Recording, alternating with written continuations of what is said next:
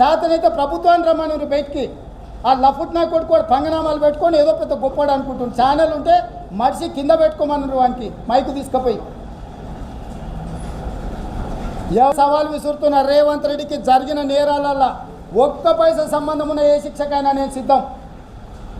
లఫుట్ నా కొడుకులు అందరు కల్పించే ప్రచారాలు, ఎందుకంటే వాళ్ళ దోపిడీని ప్రశ్నిస్తున్నా కాబట్టి, వాళ్ళ దొంగతనాలను అడుగుతున్నా కాబట్టి ఆర్టీఐ అప్లికేషన్ పెట్టడం నేరమా? మీ రిపోర్టర్లు పెడతలేరే?